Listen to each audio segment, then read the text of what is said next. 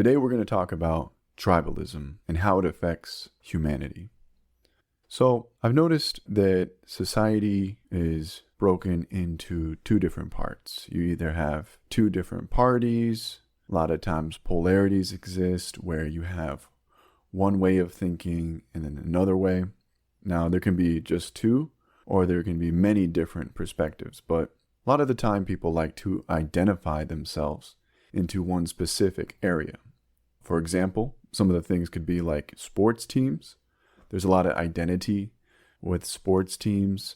People will become consumed with the sport, become very interested into the sport, and have a lot of emotion and passion.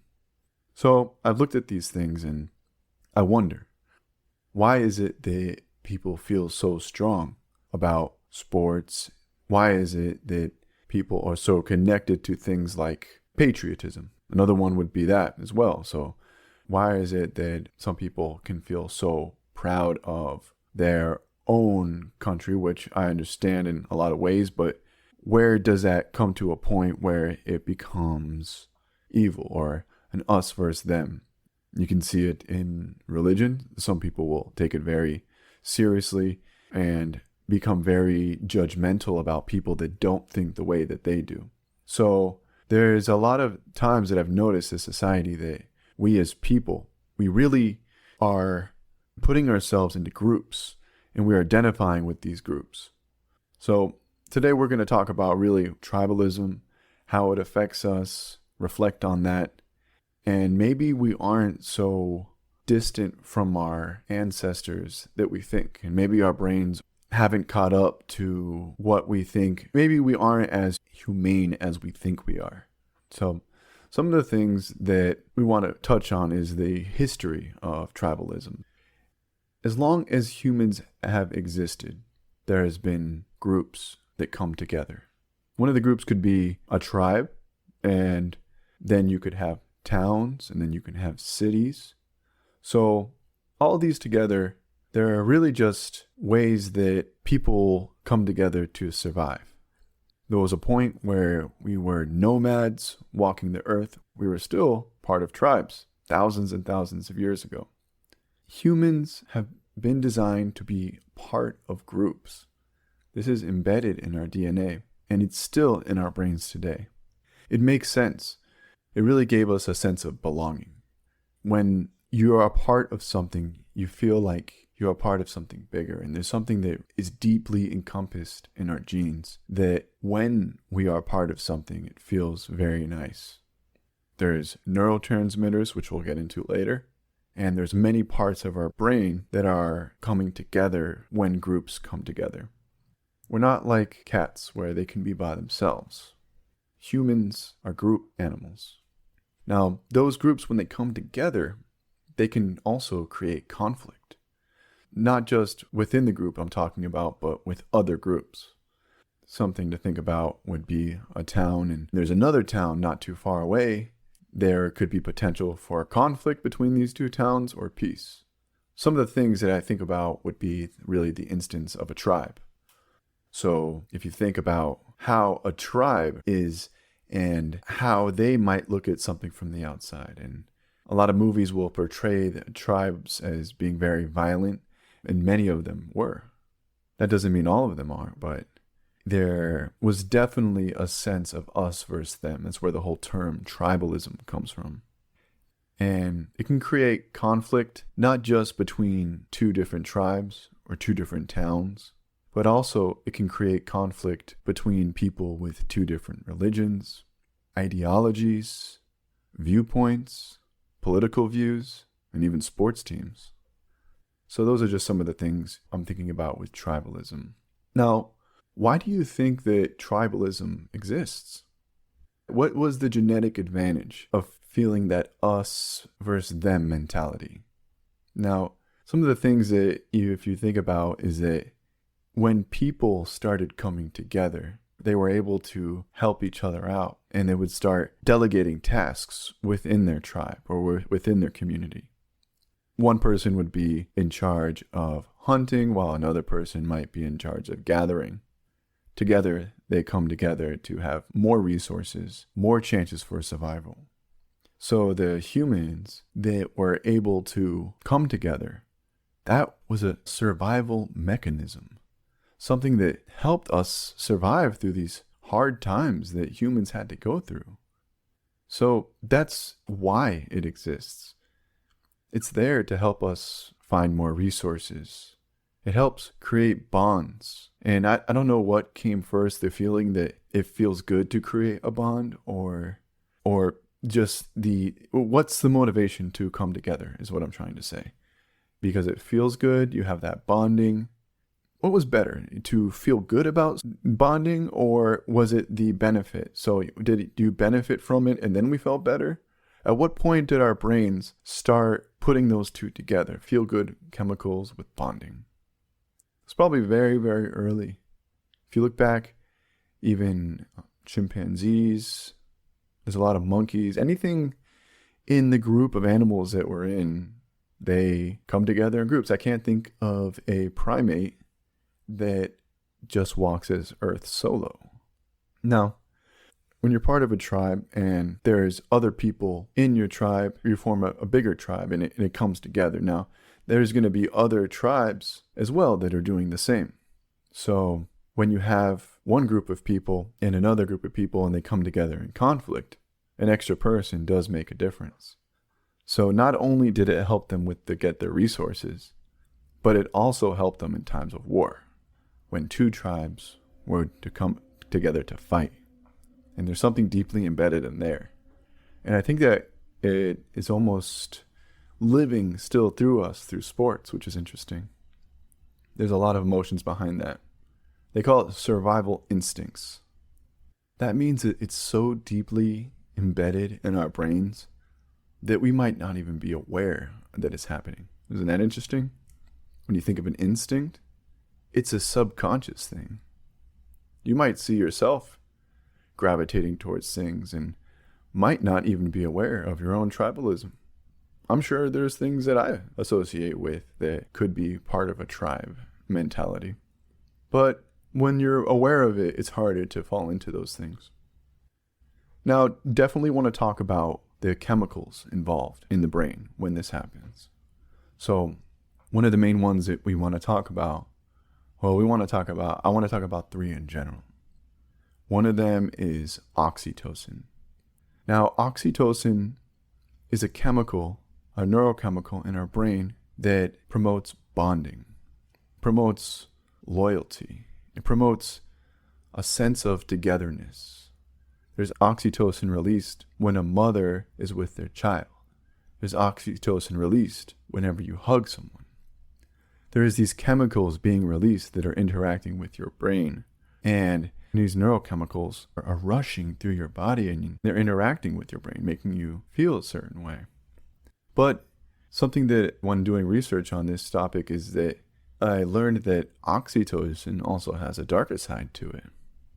It can create suspicion about others. It can create a sense of judgment. So at the same time, on one side of oxytocin, you feel connected. But on the other side of that neurochemical, you feel distant. You feel suspicious. You feel like you can't trust the outside thing. That chemical is interacting with our brains all the time. Think about how you feel when you have a hug, or think about how you feel when you're around someone you care about.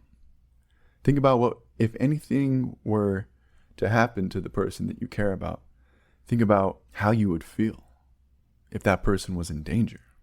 I can see how oxytocin could have an effect, really. It's something interesting to be aware of. Now, another one that is important to talk about is dopamine.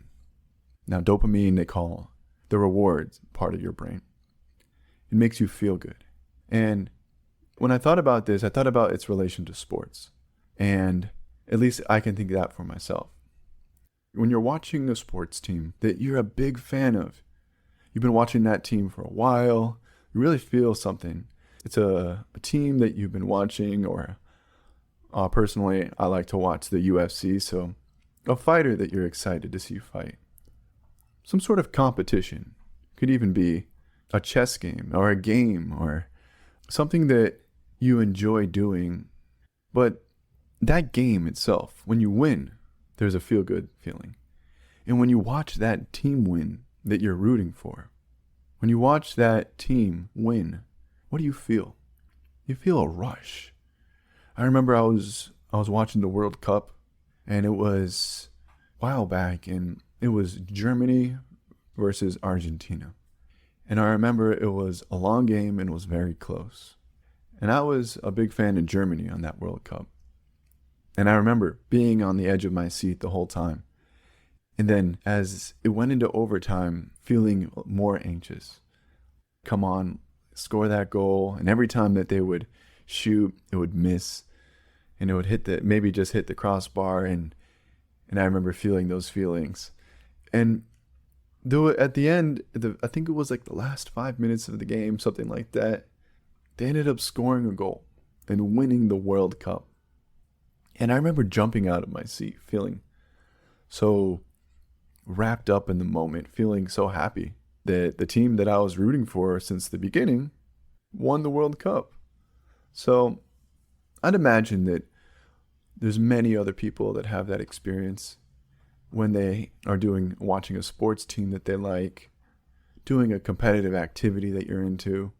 That dopamine and how it relates to tribalism is strong. That dopamine rush when you see your favorite sports team winning takes over. It's an amazing feeling. It's a rush. So that's just another one of the chemicals that our ancestors lived with. It's in our genetics to make. So that's oxytocin, that's dopamine, and the third one that we want to talk about is cortisol. Now, cortisol is known as the stress hormone, the hormone that makes you feel like if you had a cup of coffee in the morning, you might feel anxious. It's that hormone. It's something that is not pleasant. It's not a good feeling. It could put you in a state of flight or fight, put you on the defense. And I think this is where the negative side comes into this.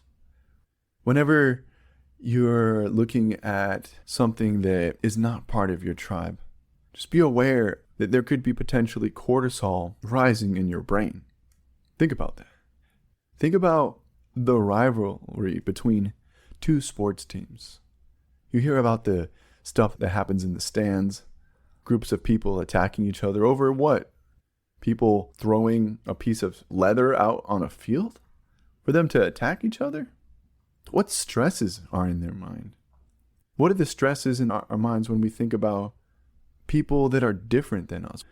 When you feel so strongly about something and you see someone who doesn't agree with that view, whether it be religion or politics, so many people have a strong sense within themselves that if you're not with us, you're against us. The cortisol is rising. It's going up. The stress levels increase. This could explain why it's easy for a lot of people to go to war, or easy for people to just get into that mindset of you're wrong and I'm right. And I'm stressed about it, more importantly. So just thinking about these three chemicals and how they play together really is something just to consider, because they're constantly interacting with our brain at different levels. It's not like just one goes off and the other one, or one goes on and the other one goes off. It's like a wave of these chemicals and it's like an ocean, and there's multiple waves, and we can feel one stronger after one action and then another one stronger after another. So when you look at what you're experiencing as a neurochemical reaction, it can help you understand it better. Maybe step away from it. Maybe to just, you don't identify with it as much.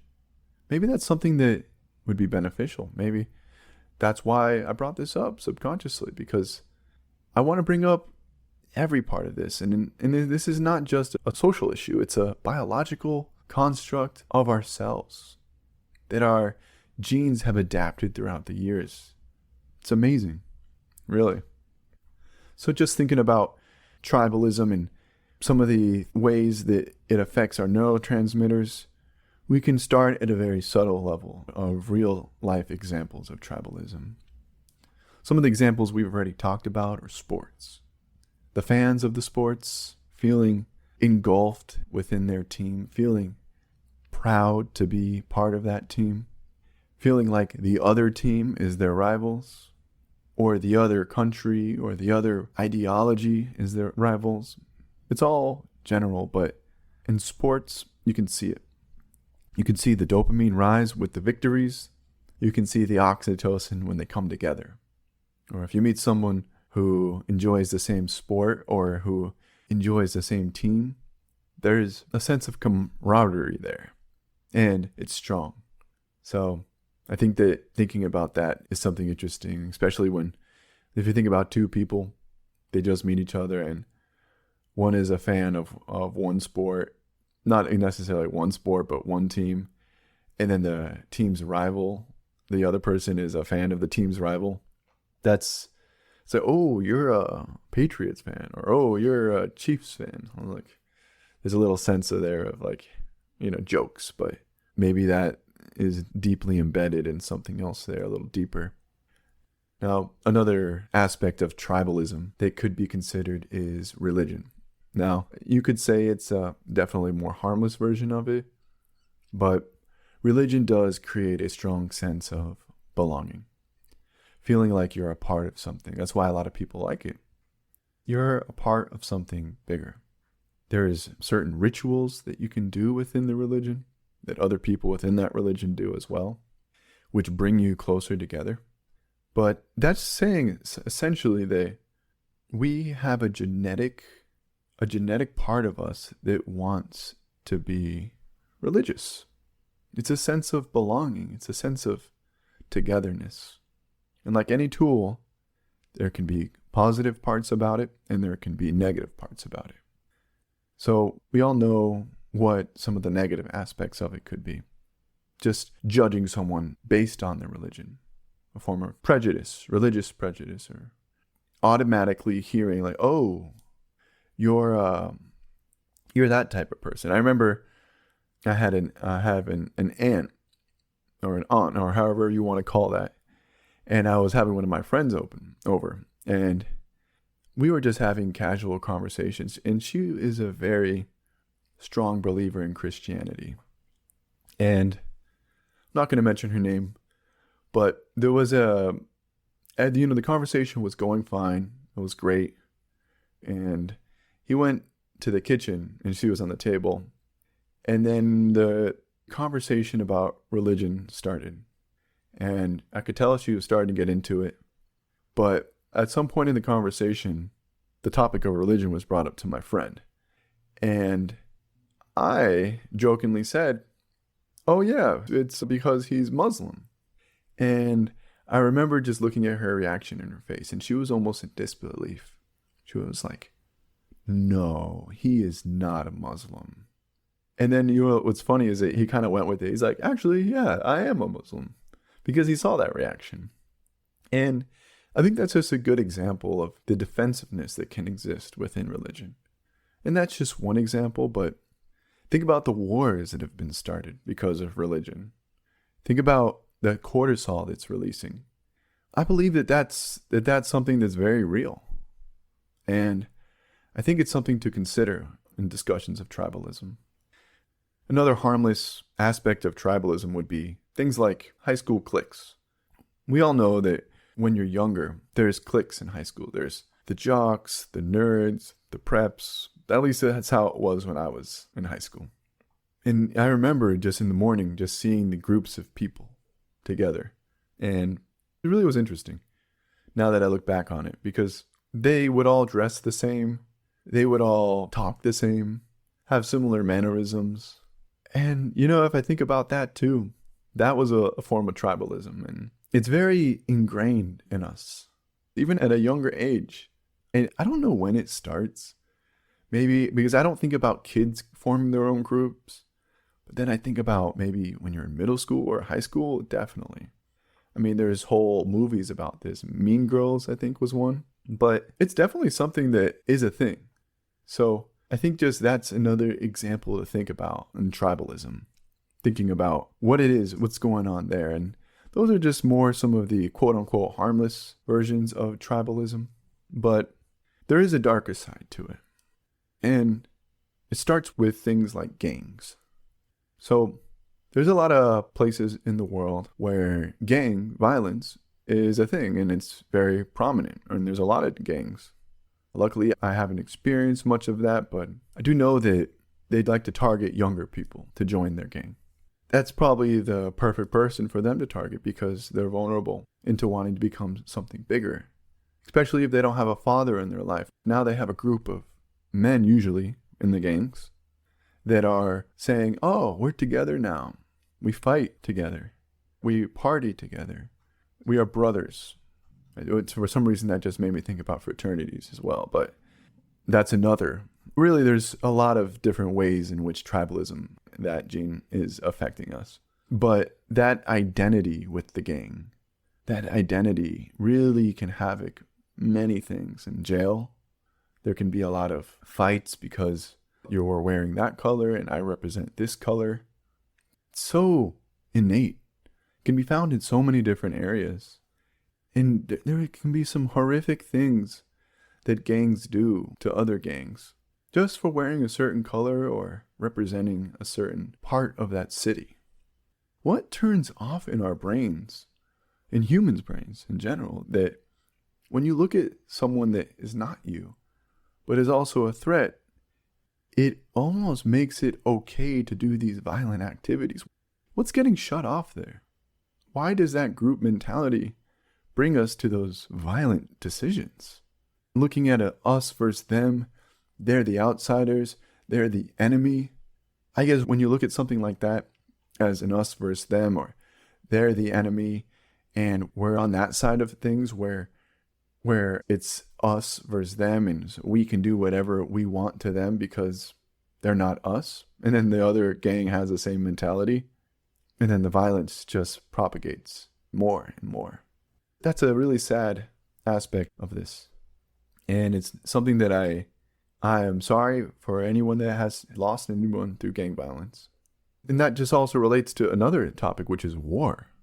How different are gangs within cities compared to countries on the world?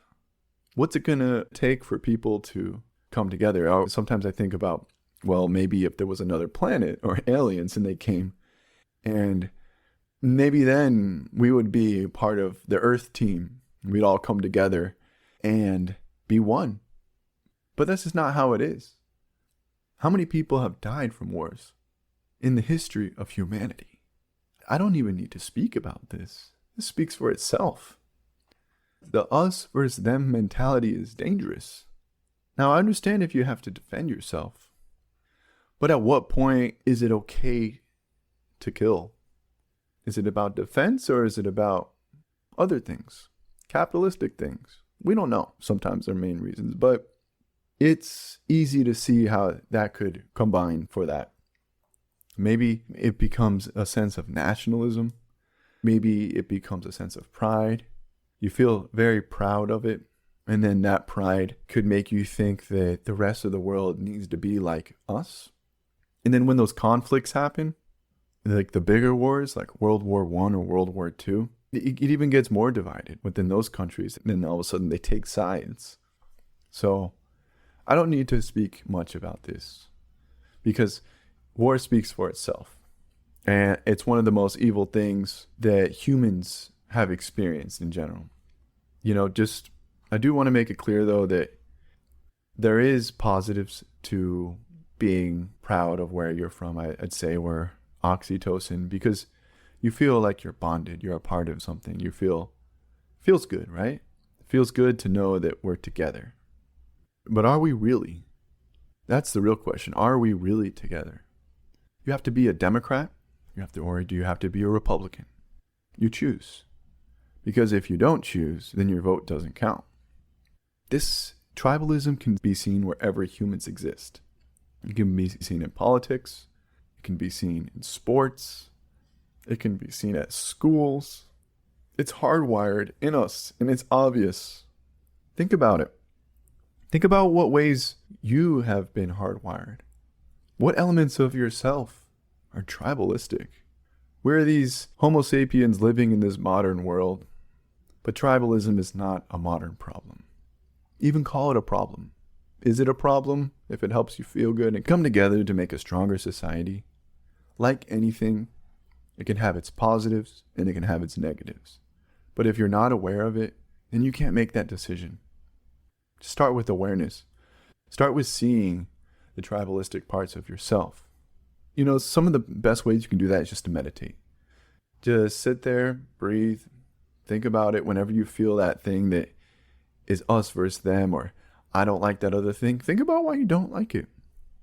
Think about what biases you might have towards it. You wouldn't want to overpower the bonds that you have within your ideologies and exclude someone else's. You want to make them feel, you want to listen to what other people have to say. And that doesn't mean you need to change your mind, but it doesn't mean that they're the enemy. Inclusion is what they call it. So if you value that sense of belonging, that's great. It's helpful. It's a strong thing. It's needed. It's inevitable. You feel that connection with the people that you're the closest to, like your family. You would do whatever it takes to defend your family. But just keep all these things in mind. These are just some reflections on tribalism and how it affects us today. Thank you very much, and hope to see you soon.